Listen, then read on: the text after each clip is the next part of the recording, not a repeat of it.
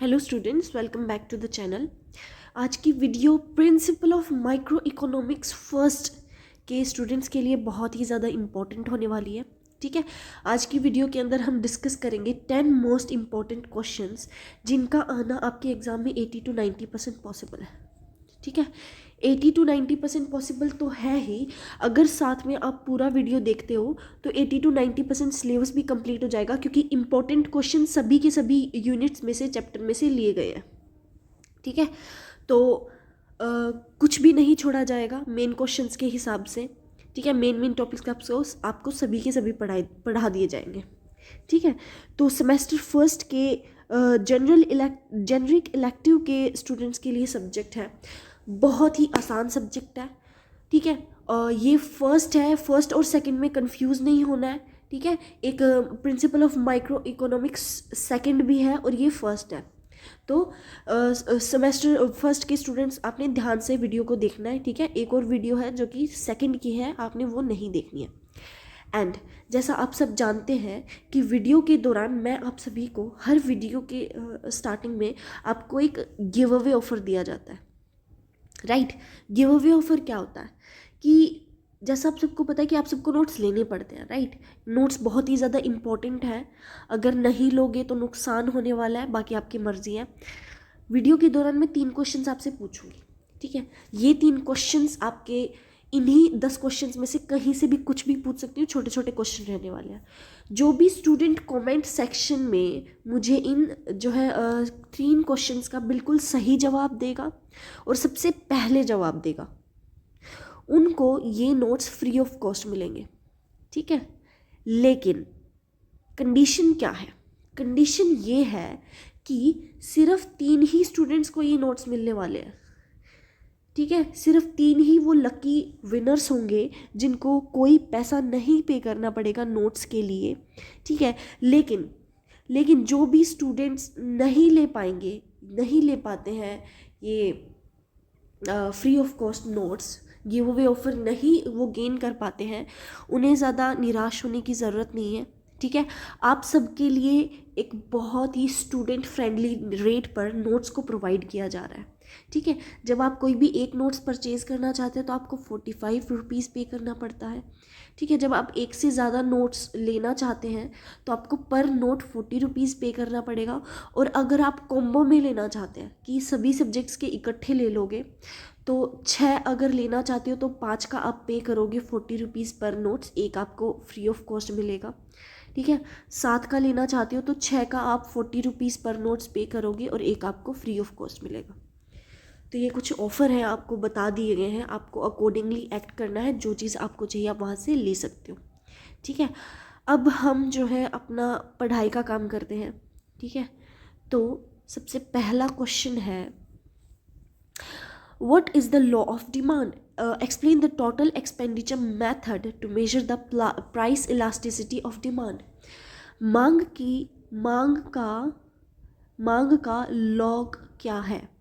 मांग की कीमत लॉज को मापने हेतु कुल व्यय की विधि का व्याख्या कीजिए। ओके, देखो, एक आंसर को ना 3 पार्ट्स में डिवाइड करते हो। ठीक है, मुझे नहीं लगता ये कलर्स, वेट अ सेकेंड, हाँ जी चलो, आंसर को ना आप 3 पार्ट्स में डिवाइड करते हो। ठीक है, सबसे पहला रहेगा इंट्रोडक्शन, फिर रहेगा मेन बॉडी, ठीक है, और फिर आपका रहेगा कंक्लूजन। इंट्रोडक्शन के अंदर आपको क्वेश्चन के अंदर, ये आपका क्वेश्चन है, इसके अंदर किसी भी चीज़ का कुछ भी लिख दो इसके अंदर। जैसे आपने ना लॉ ऑफ डिमांड का मतलब क्या होता है वो लिख दिया, टोटल एक्सपेंडिचर क्या होता है वो लिख दिया। इंट्रोडक्शन के अंदर आप बेसिकली क्वेश्चन के अंदर से ही कुछ भी उठा के लिख दो।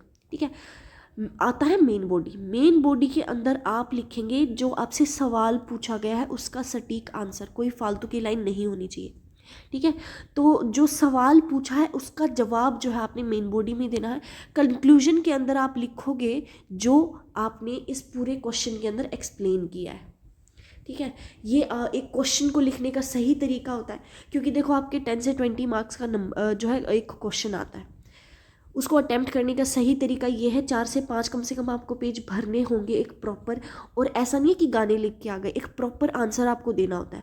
तो यहाँ से आपका पेज भी भर जाएगा और ज़्यादा दिमाग भी नहीं लगाना पड़ेगा।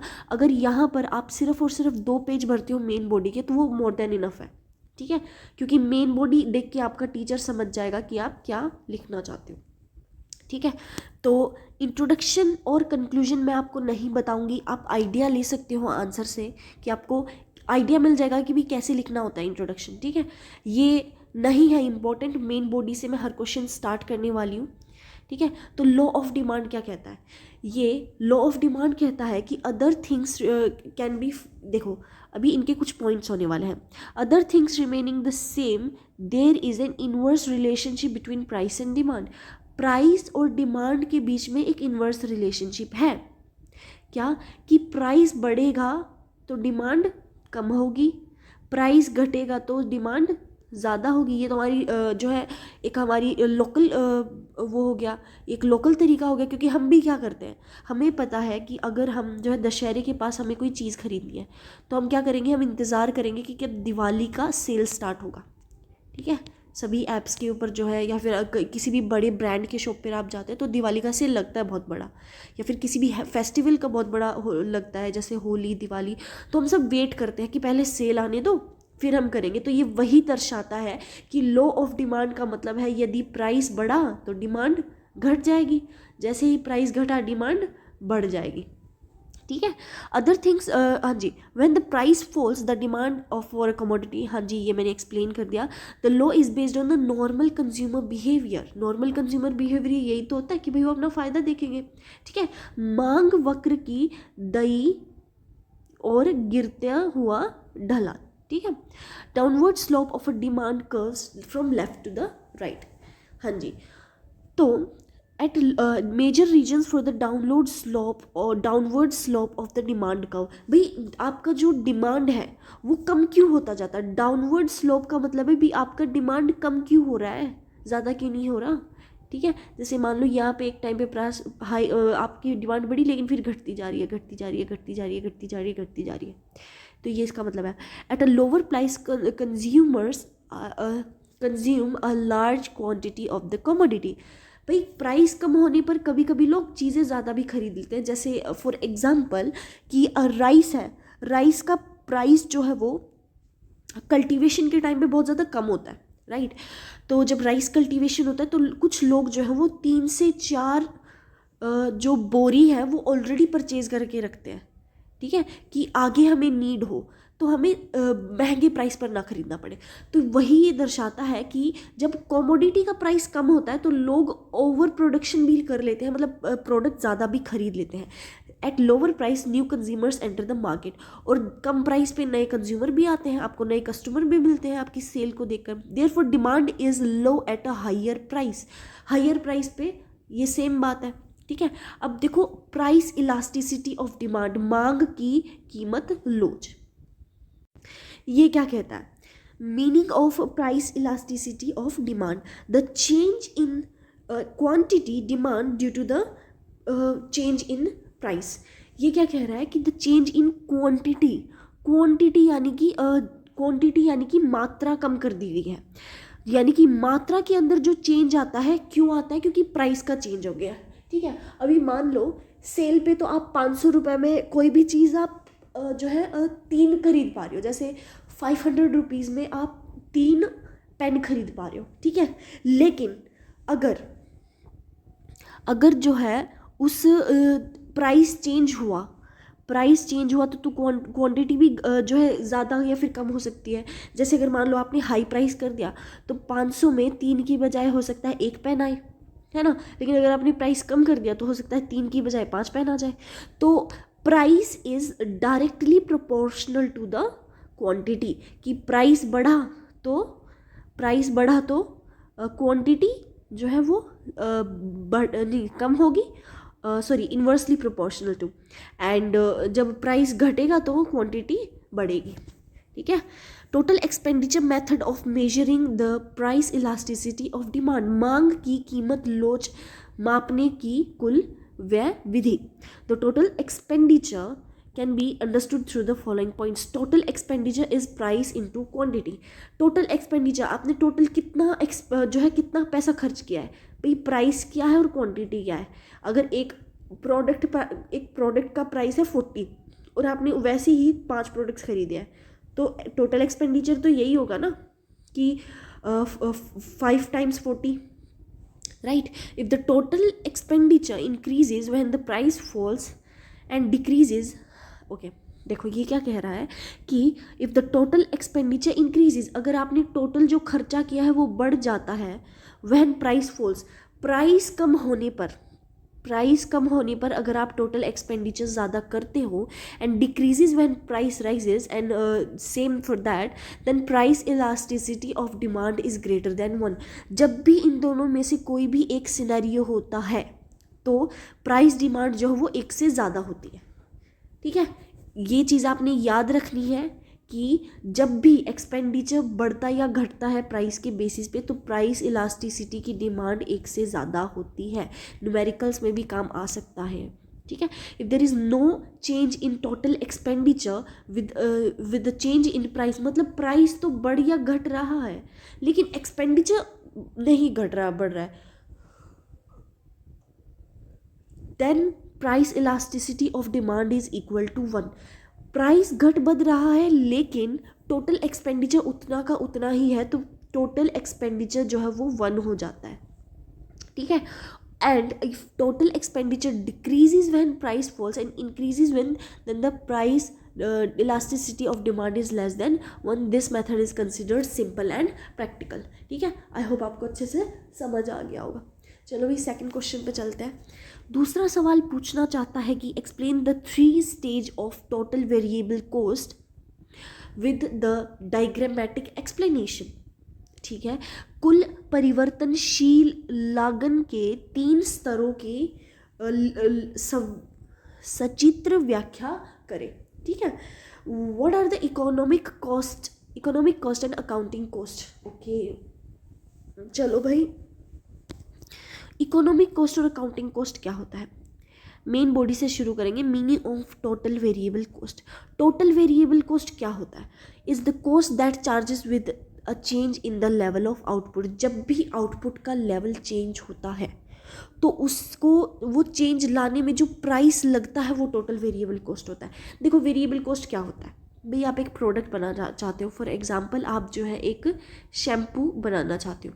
ठीक है, शैम्पू को बनाने के लिए जो जो इंग्रेडिएंट्स चाहिए रहेंगे वो आपका क्या होता है, रॉ मटेरियल होता है.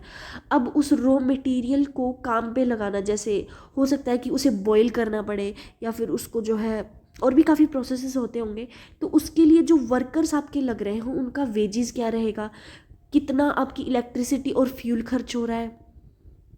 ठीक है, ट्रांसपोर्टेशन एक्सपेंसेस, अब कितना उस चीज़ को ट्रांसपोर्ट करने में आप एक्सपेंसेस लग रहा है. तो टोटल वेरिएबल कॉस्ट जो है वो होता है कि आपको जो है वो प्रोडक्ट बनाने में जो खर्चा कितना लगा है. ठीक है, ए से लेके जी तक हर एक चीज़ गिनी जाती है, चाहे आपका इलेक्ट्रिसिटी बिल होगा या फिर आपके वर्कर की वेजेस होंगी, सब कुछ काउंट किया जाता है टोटल वेरिएबल कॉस्ट में. ठीक है, all these increase when the production increases. ये सब अगर प्रोडक्शन बढ़ाई जाए, अब आप एक महीने के अंदर पहले कोई 500 से 700 शैम्पू बनाते थे, लेकिन अब आपने प्रोडक्शन बढ़ा के 1000 to 1000 to 2000 कर दिए, तो क्या वेरिएबल कॉस्ट भी बढ़ेगा. सिंपल सी बात है, प्रोडक्शन ज़्यादा करना चाहते हो तो आपको लेबर भी तो ज़्यादा लगेगा ना, रॉ मटेरियल भी ज़्यादा लगेगा. तो ये टोटल वेरिएबल कॉस्ट का मतलब होता है. अब 3 stages of total variable cost. अब इसकी 3 स्टेजेस हैं. सबसे पहले है प्रारंभिक स्तर. The level of output is low. भाई आपने प्रोडक्ट तो डाल दिया मार्केट के अंदर, लेकिन अभी वो ज़्यादा चला नहीं है, आउटपुट कम आ रहा है. Labour and other sources are not fully utilised. आपके पास लेबर तो है, आपके पास रॉ मटेरियल भी है, सब कुछ है, लेकिन उनका कोई यूज़ नहीं है क्योंकि आपका कोई प्रोडक्ट ले नहीं रहा है. At this stage total variable cost increases slowly. अब यहाँ पे ये क्या कहना चाहता है, इनिशियल स्टेज में कहना चाहता है कि वेरिएबल की कॉस्ट बढ़ तो गई लेकिन आपका आउटपुट नहीं आ रहा है. ये इनिशियल स्टेज कहती है. मिडल स्टेज क्या कहती है, आउटपुट इंक्रीजेज कंटिन्यूसली. अब आपका जो आउटपुट है, जो आपका आउटपुट है, जो आपका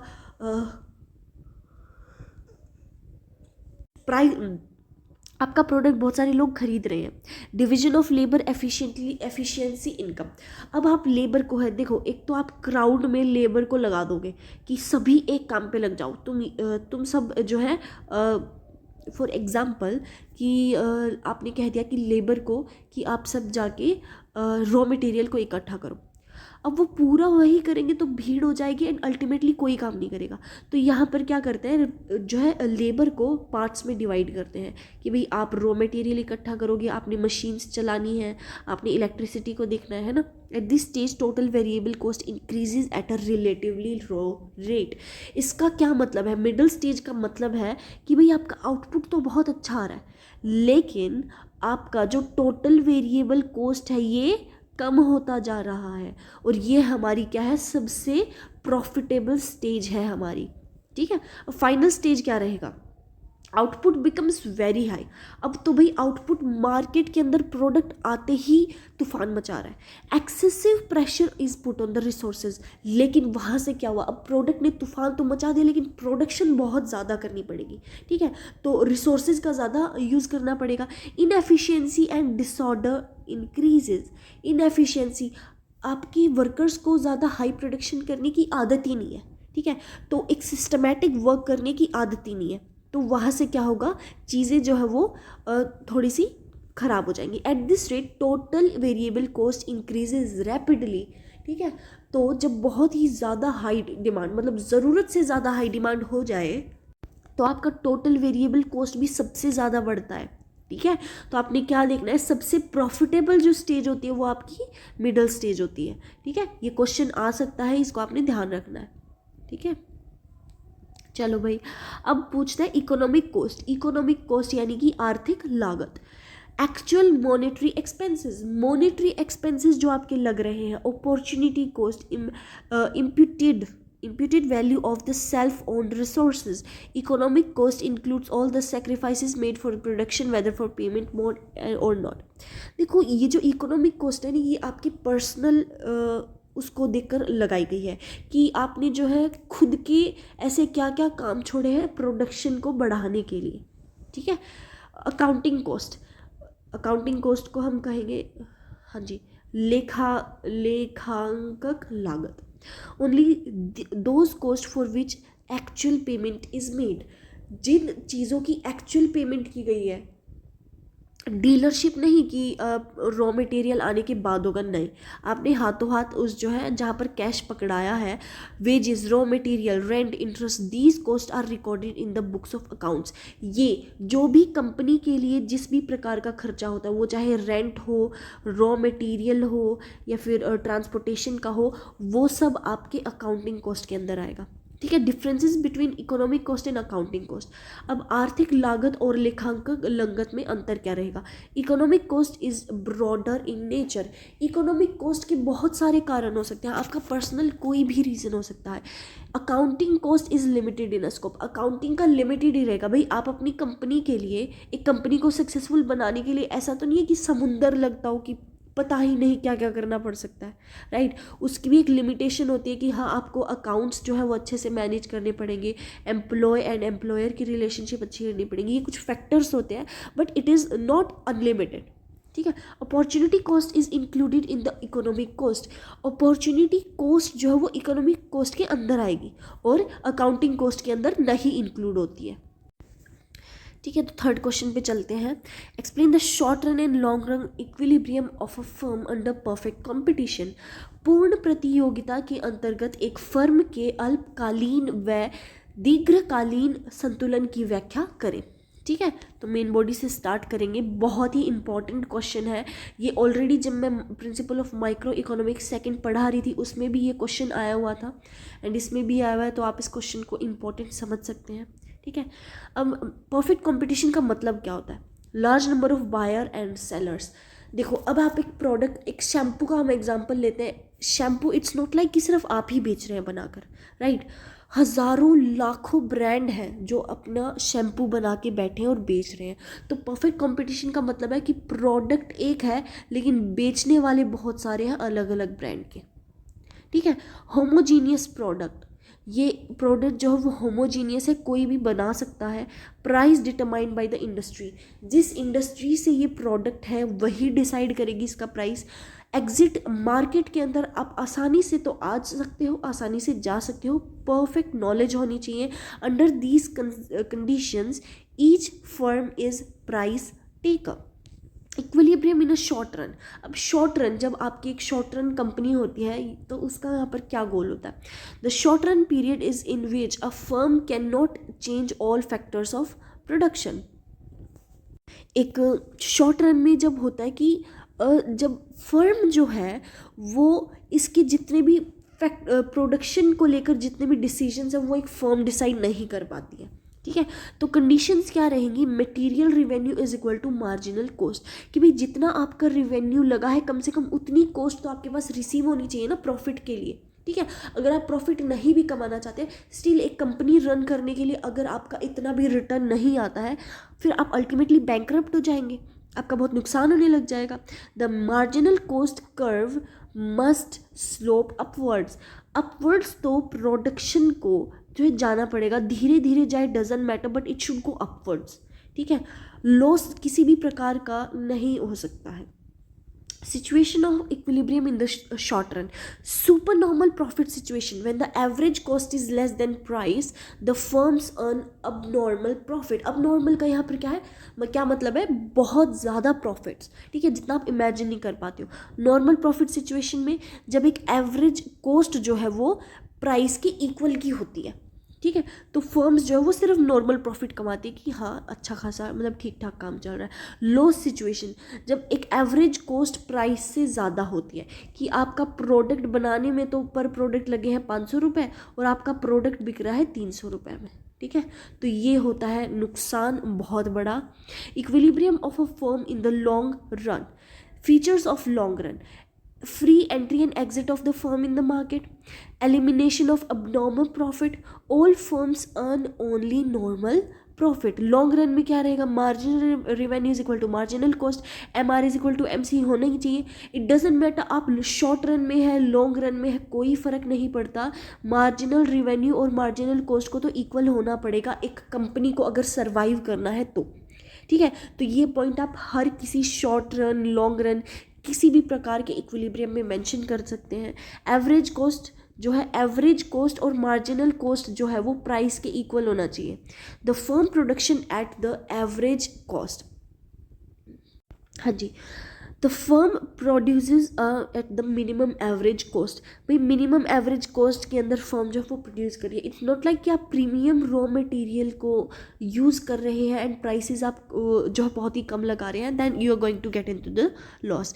brief description of the following important concepts related to the equilibrium under perfect competition. क्या होगा? Marginal revenue, revenue obtain from selling, ये आपको पता है कि भाई चीज़ों को बेचकर जो आपके पास रिवेन्यू आता है, पैसा आता है। मार्जिनल कॉस्ट, प्रोडक्शन बनाने के लिए जो पैसा लगा था। Average cost, cost obtain by dividing total cost by total output, कि भाई कितना तो आपका पैसा लगा है और कितना पैसा जो है वो लगा है, ठीक है, और कितना आपका आउटपुट आ रहा है, उनको डिवाइड करेंगे और फिर वहाँ से हम आपका एवरेज निकालेंगे। एवरेज का मतलब है कि भाई आप क्या परफॉर्म कर रहे हो मार्केट के अंदर, ठीक है। Normal profit, the minimum profit necessary for a firm to continue production.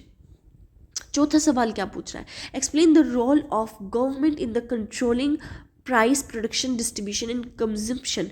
Government का मूल्य, उत्पादन, वितरण और उपभोग को नियंत्रित करने में सरकार की भूमिका क्या व्याख्या है?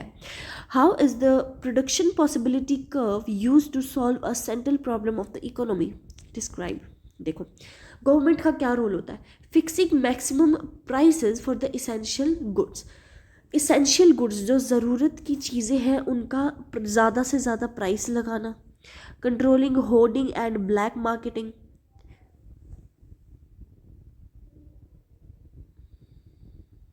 अच्छा, ये सब बचाती है गवर्नमेंट करने से, ठीक है, ये सब बचाती है। they don't do such sort of things, ठीक है, it doesn't make any sense. Making goods available at the subsidized rate for the public distribution system, हाँ ये चीज़ करती है कि पब्लिक डिस्ट्रीब्यूशन सिस्टम के लिए कम से कम प्राइस के अंदर चीज़ों को अवेलेबल कराती है. Stabilising prices through taxation and subsidiary policies, सब टैक्सेशन कम करती है और सब्सिडियरी पॉलिसीज से चीज़ों को कम रेट पर बेचने की कोशिश करती है. Fixing maximum price for the essential goods, ठीक है. तो ये कुछ पॉइंट्स है. Role of government in controlling production, ये प्राइस को लेकर था, लेकिन प्रोडक्शन को लेकर वो क्या क्या मेजर्स लेते हैं. Promoting production according to the priorities, जो प्रोडक्शन है वो प्रायोरिटीज़ के बेसिस पर होगा, ठीक है, कि कौन सी चीज़ सबसे ज़्यादा ज़रूरी है. Special focus on the production of essential goods, ज़रूरत वाली चीज़ों का. जैसे फॉर एग्जांपल हमारी भारत सरकार क्या प्रोवाइड करती है, राशन प्रोवाइड करती है फॉर द जो कि इकोनॉमिकली वीक पीपल है उनके लिए. तो वो क्या हो गई, वो प्रायोरिटी हो गई, ज़िंदा रहने के लिए खाना चाहिए, तो वो एक उसका प्रोडक्शन जो है वो पहले होगा. promoting production according to the priorities, special focus on the production of essential goods, providing license and permissions to industries को license और permission दिया जाता है चीज़ों को बनाने का. developing basic infrastructure, अब गवर्नमेंट को भी कुछ कभी कभी इंफ्रास्ट्रक्चर बना के देना पड़ता है so that company come and they rule. role of government in controlling distribution, हाँ जी, तो इनका रोल क्या रहता है डिस्ट्रीब्यूशन करने में. Reducing income and wealth inequality, redistribution of tax policies को रीडिस्ट्रीब्यूट किया जाता है. रीडिस्ट्रीब्यूट का यहाँ पे मतलब है टैक्स को ही यूज़ करके प्रोडक्शन किया जाता है चीज़ों का. Welfare scheme for the weaker section, ensuring equitable distribution via the public distribution system के द्वारा वो इंश्योर करते हैं सबके पास बराबर चीज़ जाए. Role of government in controlling consumption, अब उपभोग को नियंत्रित करने के लिए सरकार की क्या क्या भूमिका होती है.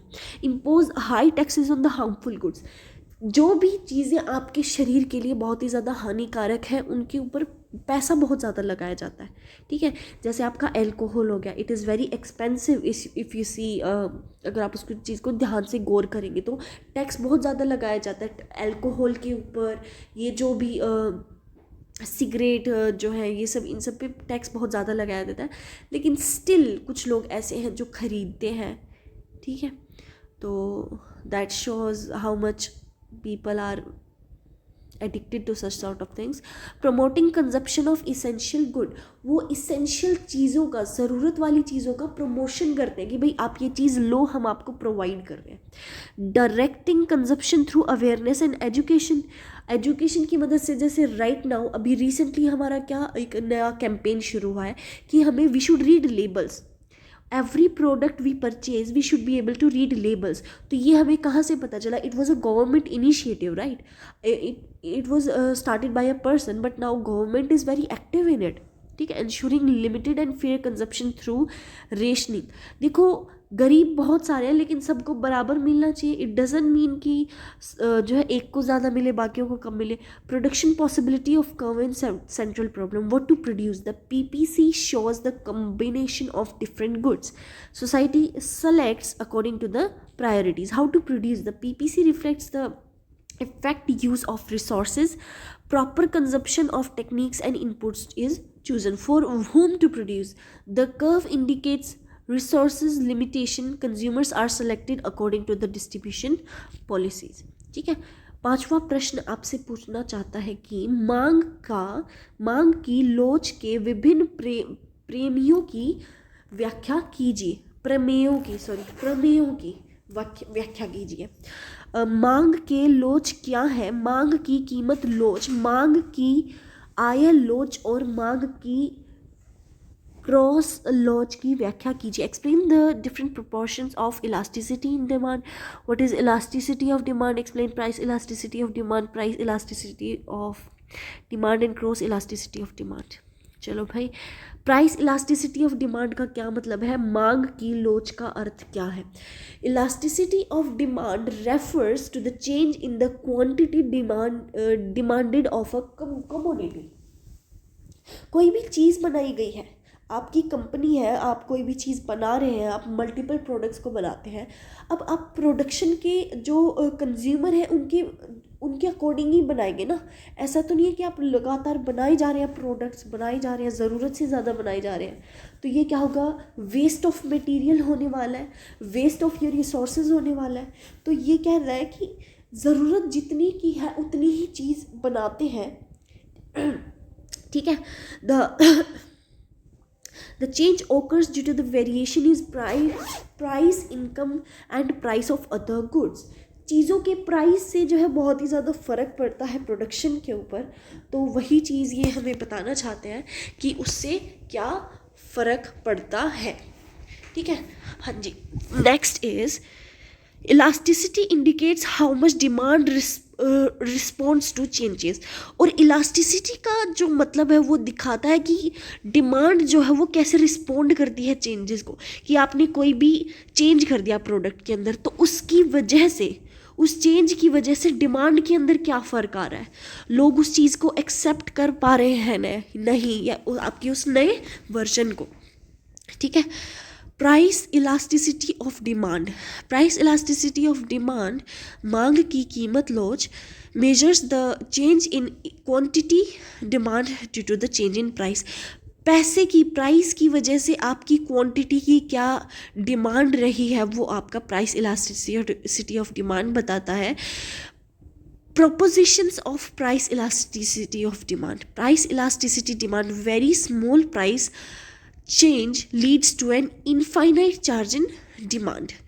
Perfectly inelastic demand, changes in price does not change the demand. आपने पैसा बदल दिया है, आपने प्राइस ऊपर या नीचे कर दिया है, लेकिन आपका डिमांड कम या ज़्यादा नहीं होती है, डिमांड जितनी थी उतनी ही रहती है, उसे परफेक्टली इनइलास्टिक डिमांड कहते हैं, ठीक है, जो बहुत ही ज़्यादा इम्पॉर्टेंट है।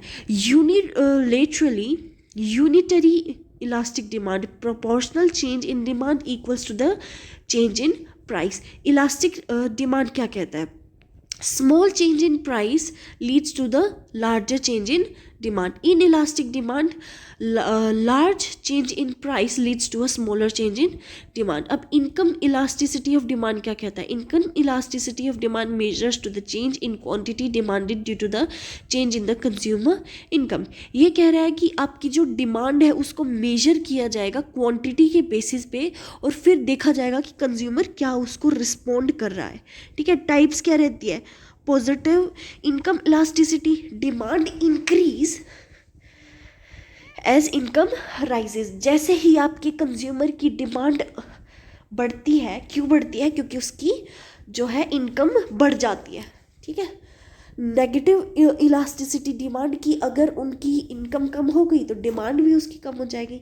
ज़ीरो इनकम इलास्टिसिटी यानी कि demand remain unchanged with the change in income. Cross elasticity of demand, XED, ये क्या कहता है, ठीक है। तो देखो, it cross elasticity of demand measures the change of demand for one good due to the change in the price of another good. दूसरे की प्रोडक्ट के अंदर प्राइस का घटना या बढ़ना देखकर उसका फ़र्क आपके प्रोडक्ट पे पड़ना, वो होता है क्रॉस इलास्टिसिटी ऑफ डिमांड।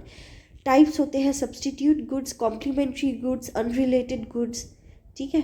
तो सब्सटीट्यूट गुड्स में होता है positive cross elasticity, negative cross elasticity and zero cross elasticity. Importance of propositions of demand elasticity, इसकी प्रोपोजिशंस क्या क्या रहेंगे। Government uses elasticity in tax policy formulations, tax policies के अंदर यूज़ होती है। Business considers elasticity in price determination, helps in planning production and sales, facilitates understanding of consumer behaviour. हाँ जी, 6 क्वेश्चन क्या पूछ रहा है, explain the determination of consumer equilibrium for a single commodity using the concept of total and marginal utility.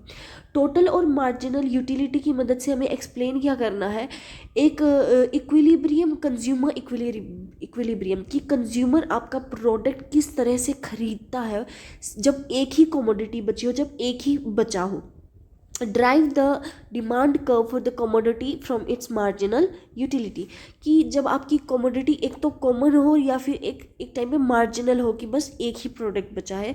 State and explain the law of equi marginal utility. ठीक है, हाँ जी, main body के साथ हम स्टार्ट करेंगे। मुख्य है कुल उपयोगिता और सीमांत उपयोगिता की अवधारण। ठीक है, अवधारणा। Concept of total utility and marginal utility. Total utility कहता है the total satisfaction obtained from consuming different units of commodity. Total satisfaction कितनी हुई है कस्टमर को जब उसने अलग अलग जगह से जो है कमोडिटी को किया है, यानी कि आपके ये एक प्रोडक्ट को परचेज किया है। Marginal utility the increase in total utility resulting from the consumer is one of the additional unit of the commodity. Generally, as more units of a commodity are consumed, marginal utility decreases. जब भी किसी commodity को यानी कि product को ज़्यादा consume किया जाता है, उसकी जो मार्केट वैल्यू है वो जो है घट जाती है। ठीक है, हाँ जी। Consumer equilibrium for a single commodity. Consumer equilibrium is determined by the basis of, क्या क्या रहेंगे, consumer is in equilibrium at the point where, अब कौन सी इक्विलिब्रियम में चल रहा है, marginal utility of commodity equals to the price of the commodity, कि आपने प्राइस भी उतना ही रखा है जितने में आपका सिर्फ रॉ मटेरियल आ रहा है। If MU marginal unit is greater than the price the consumer will purchase more units. ठीक है, MU is greater than the price then the consumer will reduce consumption. And maximum satisfaction कब आता है, जब MU is equal to price. ठीक है, हाँ जी। Derivation from the demand curve from the marginal utility. The marginal utility curve slopes downwards, ये downward जा रहा है, ये एक बार नीचे गया ऐसे डाउनवर्ड जा रहा है, फ्रॉम लेफ्ट टू राइट जा रहा है। ठीक है, as price falls the consumer consumes more unit. जैसे जैसे प्राइस कम होता जाता है कंज्यूमर जो है उस चीज़ को बहुत ज़्यादा लेने लग जाता है। ठीक है, एज प्राइस राइजेज वो जो है वो कम लेता है, प्राइस बढ़ गया तो कम लेगा। दस the marginal utility curve forms the basis of a demand curve, therefore the demand curve also slopes downwards from the left to right. Law of equal marginal utility क्या कहता है, a consumer allocates this income among different goods in such a way that the ratio of marginal utility is to price is equal for all goods. At this point the consumer attains maximum satisfaction. जब वो एक लो equi marginal utility पे होता है तो उसको सबसे ज़्यादा प्रॉफिट होता है। लो क्या लगेंगे, द कंज्यूमर इज रेशनल, क्या क्या होने चाहिए, कंज्यूमर रेशनल है, इनकम लिमिटेड है, price of good remain constant and utility can be measured. ठीक है, 7वां क्वेश्चन आपसे पूछना चाहता है, उपभोगिता का संतुलन के उपयोगिता सिद्धांति की आलोचना कीजिए। उपयोगिता संतुलन में से क्या तात्पर्य है। ठीक है, okay.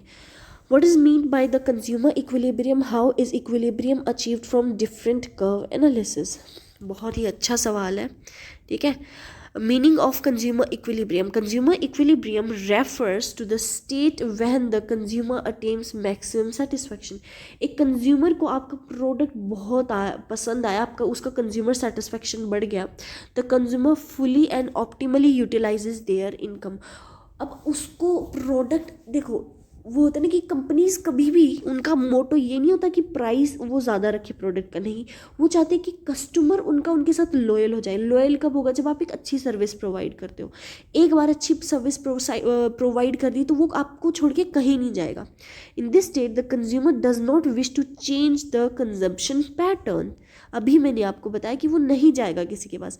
The consumer equilibrium based on the utility theory. Utility theory is based on the total and marginal utility. Conditions for the consumer equilibrium, marginal utility is equal to price, जो है प्राइस के equal होना चाहिए। According to the law of equi marginal utility the consumer allocates income among different goods so that the ratio of marginal utility to price is equal for the goods. ठीक है। Criticism of utility theory. अब utility theory के advances तो हैं, बहुत ज़्यादा फ़ायदे तो हैं, लेकिन उसके कुछ नुकसान भी हैं। क्या क्या नुकसान है? हाँ जी, utility can not be measured objectively. आप किसी भी चीज़ का प्राइस या फिर उसकी कंजम्पशन के बेसिस पे उसकी यूटिलिटी नहीं निकाल सकते हो। The theory assumes the customer is fully rational. Theory के हिसाब से जो कस्टमर आपका प्रोडक्ट ले रहा है वो पूरे होशो हवास के अंदर ले रहा है। Ignore habits, social influence and psychological factors को आप ये जो है इग्नोर करते हैं। In real life consumer decisions are not based solely on utility. Utility के बेसिस पे ही हर कस्टमर चीज़ों को नहीं लेता है। The theory is based on the psychological assumption. ये किसी इंसान ने अज्यूम किया है और तब लिखा है, ठीक है। Consumer equilibrium using indifference curve analysis. Indifference curve analysis overcome the limitation of utility theory. Features of the indifference curve, each point represents the same level of satisfaction, same होती है। slope downwards to the right की तरफ में नीचे जा रहा है। Indifference to the curve never intersects. Conditions क्या रहेंगी कंज्यूमर इक्विलिब्रियम के लिए? The equilibrium occurs at the point of tangency between the budget line and the indifference curve.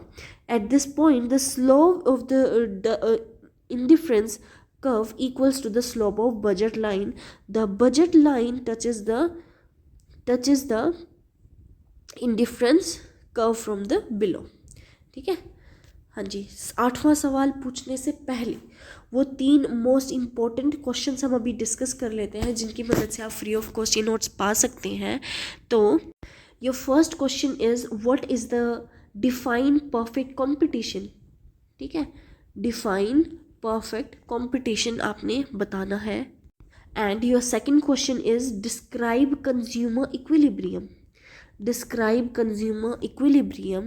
And your third question is define TU and MU. Define TU and MU आपने define करना है। ठीक है, बहुत ही आसान questions है, मुझे नहीं लगता इनको करना कुछ मुश्किल होने वाला है। तो हम 8वां सवाल देखते हैं। 8वां सवाल हमसे पूछना चाहता है कि हाँ जी, उपभोक्ता संतुलन बिंदु पर उदासीनता वक्र मूल बिंदु के प्रति वेट अ सेकेंड हाँ जी के प्रति होना चाहिए, टिप्पणी करें। Comment on why the indifference curve at the consumer equilibrium should be curved to the origin. Distinguish between utility analysis and indifference curve analysis. ठीक है, तो consumer equilibrium and indifference curve, उपभोक्ता संतुलन और उदासीनता वक्रों। Consumer equilibrium is a state where the consumer attains maximum satisfaction. Consumer equilibrium का मतलब देखो साफ है कि भाई कस्टमर को फ़ायदा हो रहा है। ठीक है, उसका मतलब ये है कि जहाँ पर कंज्यूमर को सबसे ज़्यादा सेटिस्फेक्शन आए, उसको जो है उस चीज़ का वर्थ मिले। The equilibrium occurs at the point of tangency between the indifference curve and the budget line. ये बिल्कुल उसके ठीक बीच में जाती है कि थोड़ा सा भी इधर हो जाए तो प्रॉफिट और लॉस हो सकता है। At this point the consumer optimally allocates there income. Convexity of the indifference curve of origin. Due to the convex shape of the indifference curve, the managerial state of the substitution MRS diminishes. जो managerial substitution है वो diminish किया जाता है, हटा दिया जाता है। The consumer is willing to give up less of one good. अच्छी चीज़ को नहीं देगा वो, to get an additional unit of the another good. It reflects balance, realistic preference of the consumer. If the indifference curve is not convex, the equilibrium will not be stable. भाई जब तक वो constant नहीं आएगा वो stable भी तो नहीं होगा ना। स्टेबल के लिए इसको एक लाइन में चलना पड़ेगा, लेकिन वो ऐसे ऐसे चल रहा है, कभी नीचे कभी ऊपर, कभी नीचे कभी ऊपर, तो ये कभी स्टेबल नहीं हो पाएगा। ठीक है, तो utility analysis, utility can be measured. Utility को आप मेजर कर सकते हैं based on the marginal utility के ऊपर होता है। Assumes the consumer is fully rational, ये अज्यूम करके चलता है based on the psychological perspective. Features of indifference curve analysis, no need to measure the utility को मेजर करने की नीड ही नहीं है. Based on the consumer preferences, consumer के बेसिस पे प्रोडक्ट बनता है. अगर उनको कंज्यूमर्स को 50 to 60% लोगों को हेयर सीरम की ज़रूरत है तो हेयर सीरम बनेगा. क्लॉथ्स की नीड है, स्पोर्ट्स कपड़े चाहिए तो स्पोर्ट्स क्लॉथ्स मिलेंगे. मोर रियलिस्टिक एंड साइंटिफिक, ये साइंस के हिसाब से चलते ही हैं. Based on the marginal rate of the distribution. Difference between utility analysis and indifference curve analysis. Utility analysis is based on the measurable utility, while indifference curve analysis is based on the complete comparable satisfaction. Utility analysis जो है वो उन चीज़ों को कुछ फ़र्क नहीं पड़ता, कर्व कहाँ जा रहा है, आगे पीछे ऊपर नीचे दाएं बाएं, इन्हें कुछ फ़र्क नहीं पड़ता. लेकिन जो एक जो है कंफर्टेबल सेटिस्फैक्शन उनको चाहिए होता है. ठीक है. Utility analysis applies the law of marginal utility, where the indifference curve analysis applied the law of diminishing marginal rate of distribution. Utility, हाँ जी, utility analysis is older theory, ये आज की नहीं बहुत ही पुरानी थ्योरी है. While indifference curve analysis is modern theory. Indifference curve analysis एक मॉडर्न थ्योरी है. Utility analysis is less realistic, ये थ्योरी के लिए अच्छा है, रियलिटी में इसका कोई ज़्यादा खास मतलब नहीं बनता है. Whereas indifference curve analysis is more realistic, ये कर्व जो है बहुत ही ज़्यादा रियलिस्टिक रेशियोज़ को रिप्रेजेंट करता है. The following table shows the cost of a firm at different level of output.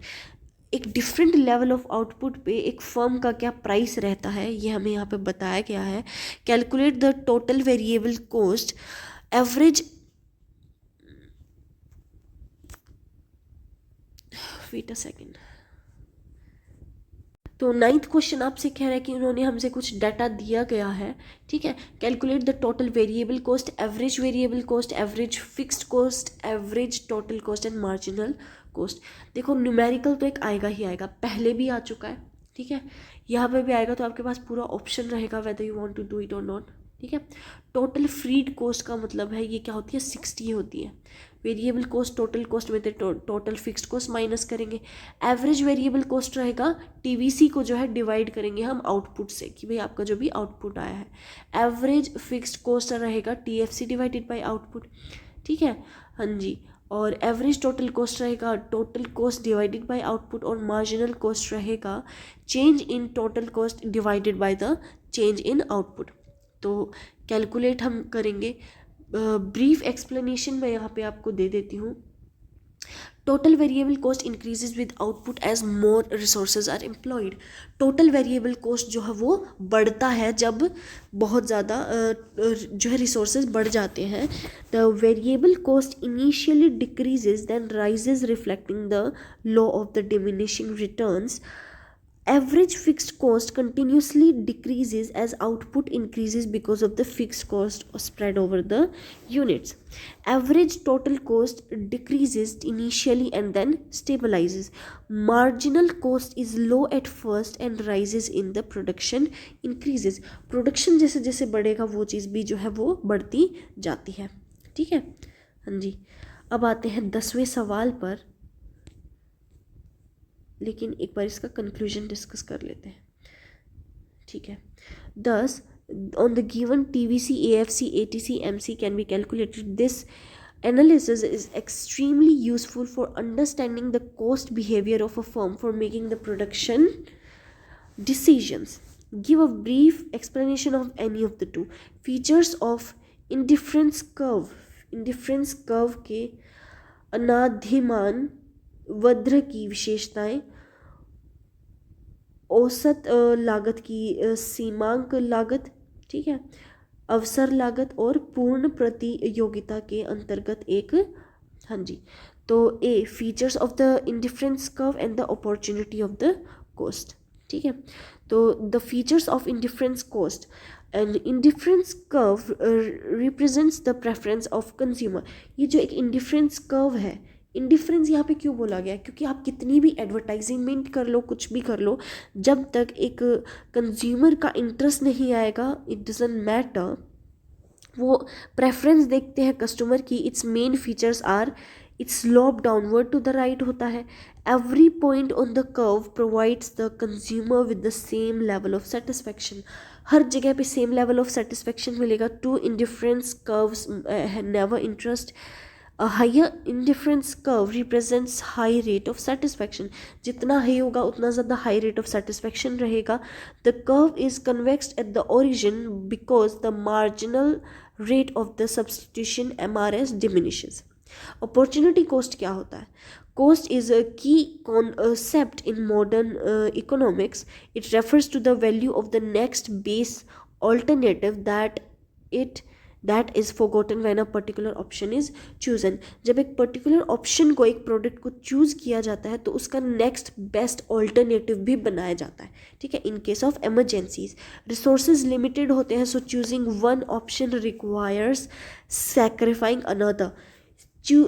Limited options होते हैं, तो अगर आप इस एक्स को चूज़ कर रहे हो तो वाई तो छोड़ना ही पड़ेगा, ठीक है। Opportunities cost is related to sacrifice. Sacrifice के बेसिस पे जो है अपॉर्चुनिटी कॉस्ट डिसाइड होती है। It is certain in division related to the production consumption of the investment, ठीक है। तो ये कुछ 10 क्वेश्चन थे, ये बहुत ही ज़्यादा इम्पॉर्टेंट थे, ठीक है।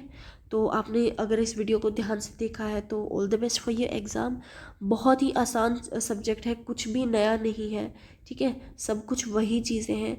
एक बार इसको ध्यान से पढ़ोगे, चीज़ों को समझोगे तो मुझे नहीं लगता आपको दोबारा पढ़ने की ज़रूरत पड़ेगी, ठीक है। और जिनको नहीं आ रहा है समझ, आप सबने डीमोटिवेट नहीं फील करना है। आप सबने 2 बार 3 बार इस वीडियो को देखना है ताकि अच्छे से चीज़ें आपके समझ में आ जाए, ठीक है। तो all the best for your exam.